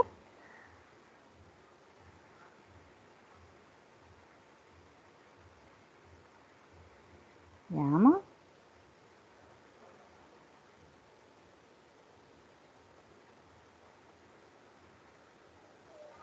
¿Nadie? Bueno, como vemos, pues ya aquí Sandra nos estaba explicando en cuanto a esa parte importante que tenemos de procesar la información, de las conexiones que hay en la estructura de las redes, que son tan importantes, el modelo jerárquico de esa semántica, el punto de partida para elaboración de un programa informativo, es como el cerebro, miren, nuestro cerebro tiene una serie de interconexiones que nos permiten a nosotros adquirir toda esa información, que nos permiten en qué momento reaccionar ante diferentes situaciones que se nos van presentando. También es importante, pues, lo que nos hablaba de la parte de la activación. Esa nueva red semántica son esenciales que se vayan dando en el proceso formativo que cada uno de nosotros tiene.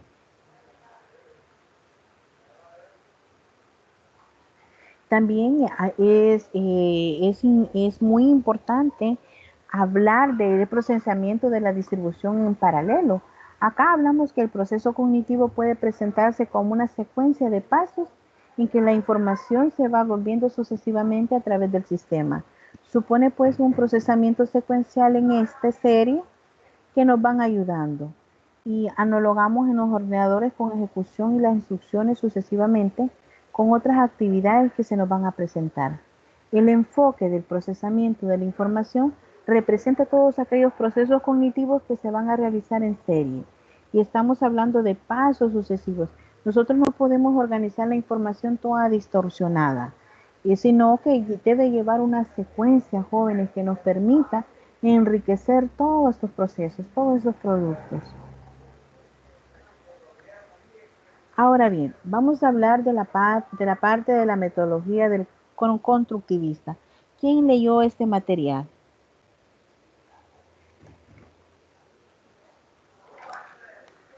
¿Alguien leyó esa parte del material? No.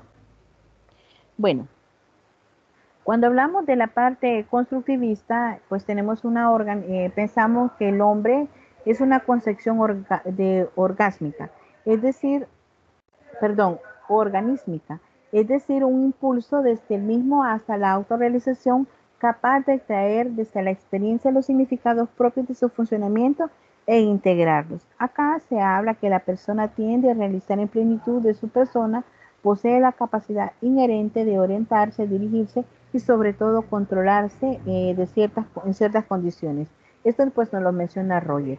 En la parte fundamental hablamos del desarrollo del ser humano que está integrado, no solamente se refiere a la activación de habilidades y a la formación que éste tiene, sino que al desarrollo que implica la totalidad de los aspectos físicos, espirituales, sociales y mentales que cada uno va teniendo en su proceso de formación. Ahora bien, veamos la parte de lo que es la sociedad y la escuela. Estamos hablando acá de la parte personal, social y moral. Son tres elementos fundamentales. En el primero, pues, vemos el hombre no solamente es materia, sino también espíritu poseedor de una realidad transmaterial y una vocación de eternidad. Entonces, hay que hablar la parte de la sociedad. Partimos de que es una totalidad de partes independientes o interrelacionadas que funcionan armónicamente. Hablamos también que es un todo que funciona o un sistema que opera. Tiene componentes que constantemente actúan y reaccionan entre sí, adaptándose por sí mismo y preparándose a distintas maneras para los cambios y los diferentes procesos que se van a producir en cuanto a los diferentes segmentos que se van a ir presentando. Entonces estamos hablando que hay que educar con respeto y aceptación de los demás, es decir, educar en la diversidad. Y esto es muy importante cuando empezamos a hablar de la parte de la diversidad. Entonces, vamos a partir. La escuela es un lugar privilegiado para la educación que va a determinar, jóvenes, o va a permitir que el hombre desarrolle tres vertientes. Entonces hablamos de esa pirámide: lo personal, lo social y lo moral. La persona, pues, la apreciamos, mejor dicho, como la personalización, como el conjunto de mecanismos psicológicos que se desarrollan en nuestros estudiantes, la conciencia de sí mismo hasta alcanzar la plenitud adulta y la autorrealización. Más sin embargo, la parte social la interpretamos como el desenvolvimiento de la realización con los demás, la convivencia con la comunidad, la asimilación de las pautas de conductas y los valores compartidos que constituyen las facetas psicosociales de las personas, sin el cual el proceso de la personalización sería irrealizable. En la parte moral, hablamos de la moralización como un proceso típicamente humano por el cual una persona acepta el diferente conjunto de normas y leyes socialmente construidas como marco de acción hacia el hombre. Como podemos ver, no se pueden desligar una de la otra. En cuanto a esos tres elementos, la parte personal lleva implícita todas aquellas actividades que nosotros realizamos. En cuanto a lo social, tiene que ver con el entorno que está que está incidiendo en mi persona, en mi proceso de formación, en mi proceso de aprendizaje. Y la parte moral, pues que no se puede dejar de lado, acaban implícitos lo que son los valores, la parte formativa, que me va a permitir a mí interaccionar en el buen sentido y el poder adquirir un conjunto de normas socialmente establecidas sin que yo me salga de esa norma. Los fundamentos, dígame.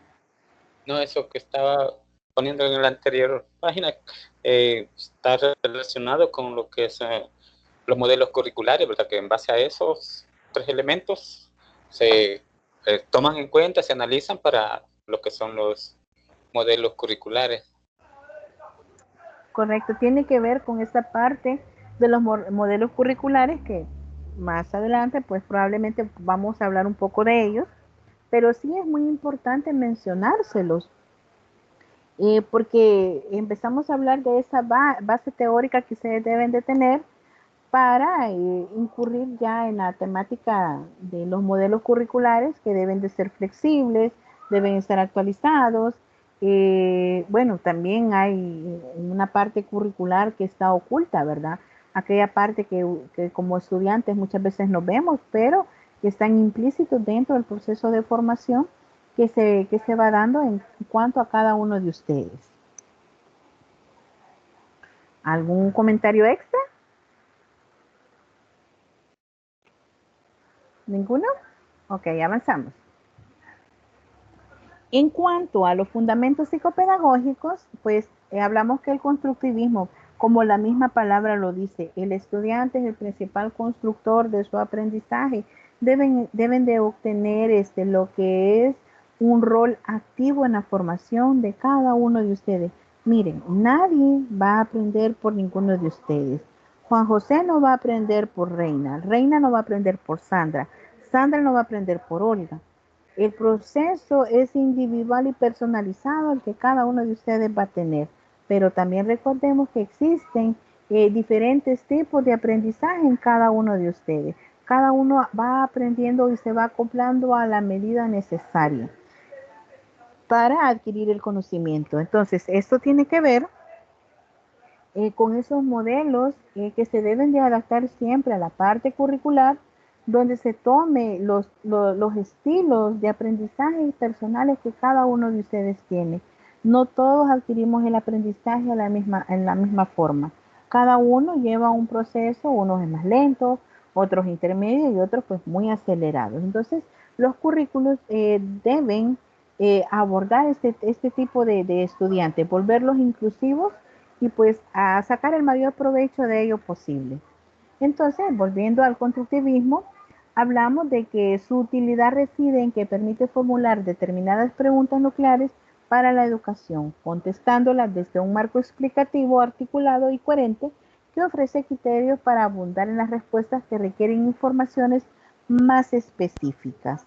Entonces, ya acá aparece la teoría constructivista de que nos habla Piaget, nos habla Vygotsky y nos menciona Brunner, que es las posturas constructivistas del aprendizaje tienen implicaciones decisivas para la enseñanza, aunque hay varias interpretaciones de lo que significa la teoría constructiva. Casi todas coinciden en que supone un cambio notable por el interés de la enseñanza al colocar en el centro de la empresa educativa los esfuerzos del estudiante por entender. Entonces vemos que en la nueva educación, porque está la educación tradicionalista, donde el estudiante ni siquiera podía opinar. El único conocedor del conocimiento era el docente, en la tradicional. En cambio, en la educación moderna, pues es una diada. El docente está casi a la par del estudiante, es una ida y vuelta, donde el conocimiento es recíproca. Tanto aprende el estudiante del alumno como el tutor del mismo. Y así sucesivamente. Hay cosas nuevas que vamos mejorando y vamos adquiriendo procesos de aprendizaje. Acá hablamos también de la parte de los desafíos que se enfrentan, ¿verdad? La negociación social, la responsabilidad compartida por parte del aprendizaje, las representaciones múltiples, el contenido, la comprensión, el conocimiento, cómo se va a elaborar. Entonces, estamos hablando de esa parte que nos ayuda a favorecer o a enriquecer todo este tipo de elementos. Piaget nos habla del conocimiento, que es un proceso de interacción entre el sujeto y el entorno, cómo está interactuando en la parte social. El ser humano al nacer es un individuo biológico, pero conforme va creciendo entra en un proceso de socialización. Entonces también él habla de la potenciabilidad cognitiva de la persona y que va a depender de la etapa del desarrollo en la que éste se vaya encontrando. Entonces también el constructivismo nos habla de esas 4 etapas que son reconocimiento de uso de conocimientos previos, la interacción con nueva información. Acá hablamos del proceso inicial de la interacción que tiene el niño, la asimilación entre previos conocimientos y nueva información, la adquisición de nuevos conocimientos. Ya acá hablamos de lo que es el proceso de prueba y la confirmación de algunos conceptos que nosotros ya poseemos ante determinados elementos o situaciones que se nos estén dando. También el aprendizaje significativo o una perspectiva constructivista. Acá, pues como ustedes lo ven, es más activo y es personal. Lo que les mencionaba, nadie puede aprender por ustedes. Acá es el activo porque depende de la simulación deliberada de la tarea de aprendizaje por parte del estudiante. En la personal porque la significación de toda la tarea de aprendizaje depende de los recursos cognitivos que tiene el estudiante. Aquí es donde nosotros como docentes, como tutores, como maestros, como ustedes nos quieran llamar, nosotros en un ensayo podemos distinguir las palabras de ustedes, cómo cada uno interpreta, analiza y plasma ciertos elementos nos ayudan a comprender un poco mejor la redacción o la síntesis que ustedes hacen en cuanto a una temática. Juan Bien. José tiene la mano levantada. Perdón, no había visto. Dígame, Juan José. Sí, en este momento de las etapas del constructivismo hay una palabra que viene a mi mente que es la de aprender a desaprender. Tenemos que desaprender ciertas costumbres y siempre ciertos métodos de aprendizaje para adquirir nuevos métodos o nuevos conceptos. Tiene mucha razón, pero también está la palabra, el desaprender también significa aprender y reaprender. Entonces, reaprender es una tendencia de actualizarse cambiando los diferentes paradigmas que nosotros tenemos y es volver a experimentar mediante un proceso voluntario utilizando nuevos patrones para resignificar o para darle un valor agregado a la recodificación de las experiencias que nosotros ya tenemos. Cuando hablo de recodificación estoy hablando de las experiencias previas que ya poseemos ante una temática. Gracias, Juan José, se me había escapado mencionárselo. Sería lo mismo que modificar los modelos, ¿verdad? Sí, es la modificación que nosotros le damos. Recuérdense que estamos en un constante aprendizaje, por ende vamos modificando algunos conceptos que nosotros vamos teniendo. Por ejemplo, cuando hablábamos de la diferencia del aprendizaje significativo con el otro tipo de aprendizaje. ¿Cuál era el aprendizaje por asociación? Parece que me dijo que era, ¿verdad? No me acuerdo. ¿O era el de construcción? Bueno, se me ha escapado ahorita, pero hacíamos la diferencia al inicio de ese tipo de aprendizaje. ¿Alguna otra duda o algún otro comentario?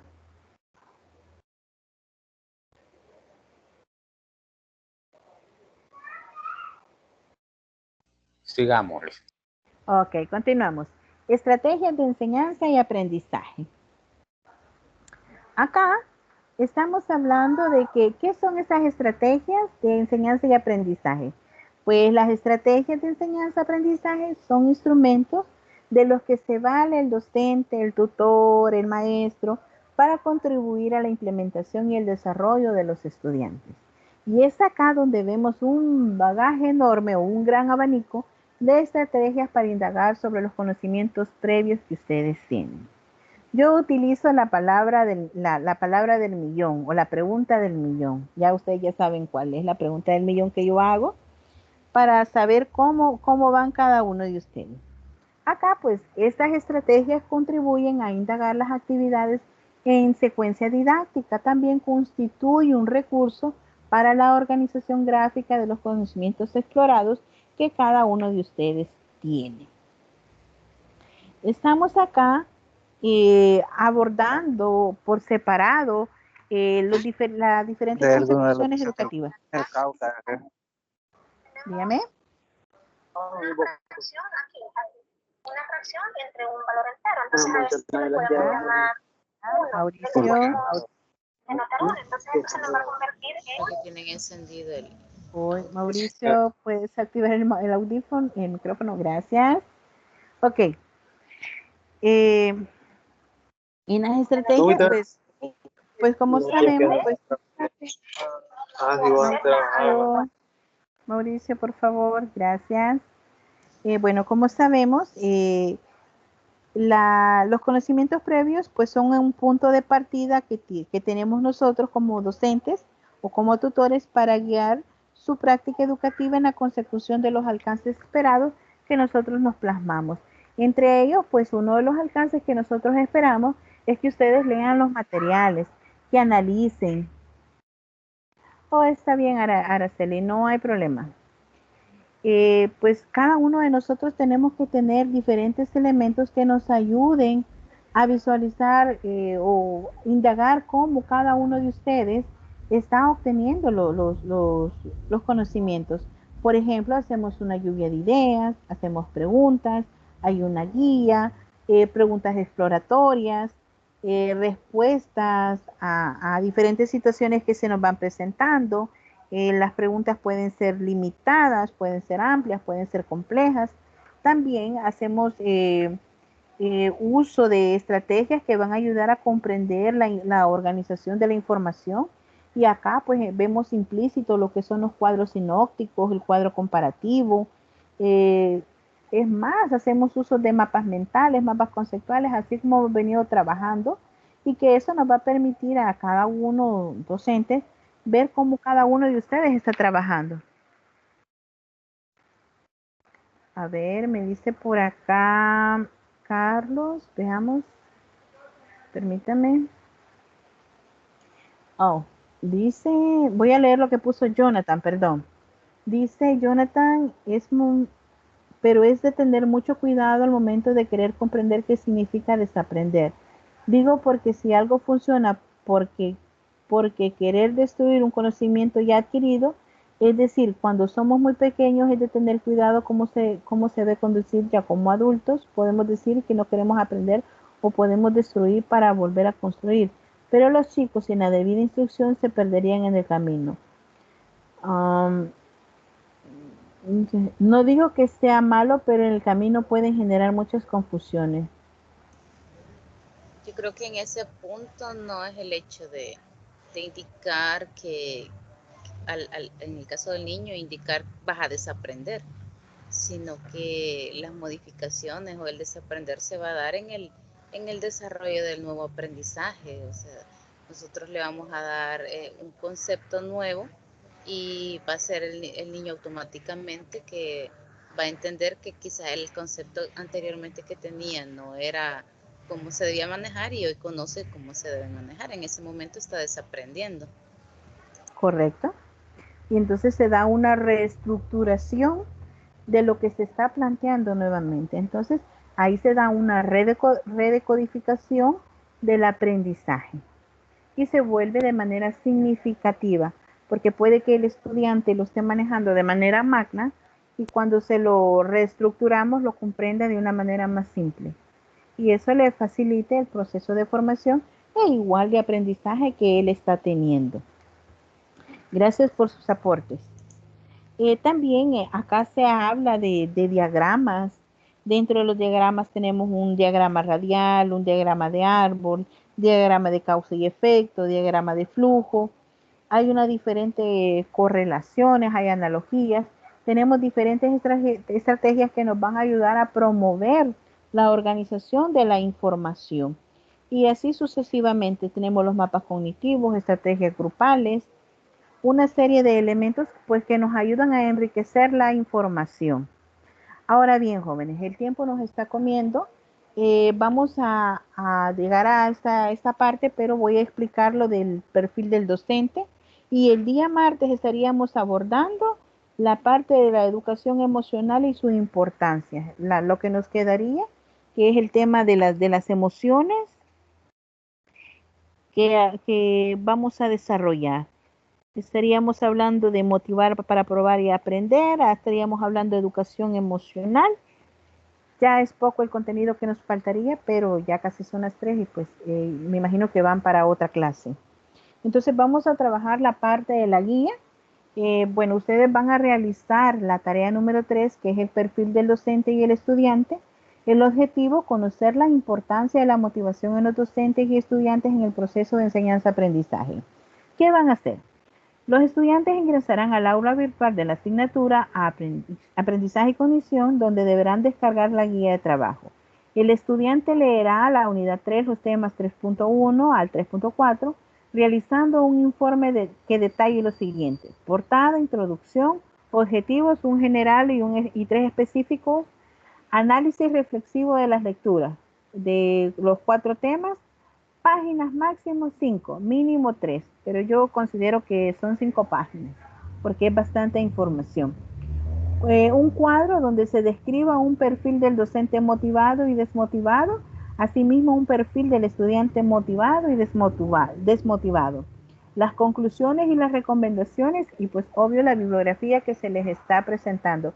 Si ustedes buscan ayuda en internet, por favor cítenlo, de donde lo retomaron cítenlo, porque de lo contrario se tomará como plagio. Entonces, los criterios para la entrega de la tarea se presentará bajo formato PDF con los detalles a describir en la rúbrica y la calificación, y la deben de subir.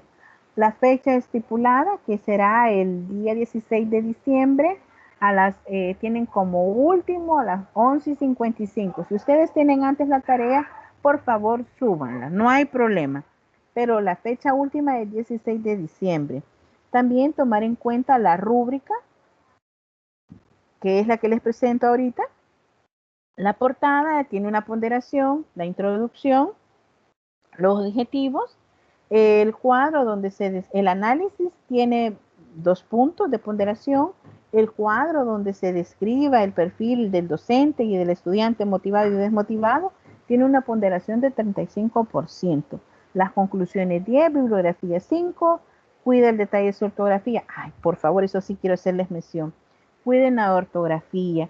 Cuando escriban, recuerden que al iniciar una oración se escribe con mayúsculas. También los nombres propios que utilicen van con mayúscula al inicio. Muestren la creatividad y al presentar su informe pueden poner imágenes, pueden hacerlo muy, muy ilustrativo, que se vea bonito. Redacte de manera lógica y coherente. Y pues si logramos sumar toda esta ponderación, pues al final vamos a tener una nota de 10. No sé si hay dudas o comentarios, jóvenes. A ver. No, por mi parte, no. ¿Cuándo sería la tutoría de repaso? Martes a las 8:15 para los que llegan de trabajar tarde.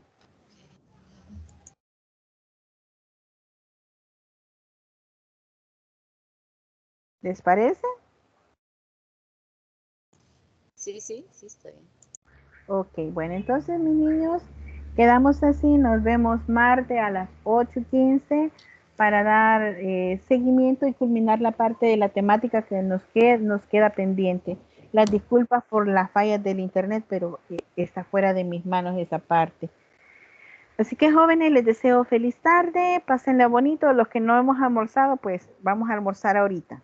Provechito. Y si no, nos tomamos el cafecito. Gracias, licenciada. Que pasen feliz tarde, compañeros. Y cuídense que el COVID no ha terminado. Cuídense. Correcto. Gracias, Sandra, por recordarlo. Si salen con precaución, las medidas necesarias, por favor. Usen alcohol gel, usen mascarillas. Cuídense, porque es una amenaza real. No es mentira. No es algo que alguien se lo ha inventado ahorita. Así que cuidémonos, jóvenes. Muchas gracias, licenciada, y gracias, compañeros. Cierto, tuvieron muchísimas. Ok. Gracias, licenciada. Gracias. Feliz tarde. Ok, bendiciones, jóvenes. Feliz tarde a todos. Buenas tardes.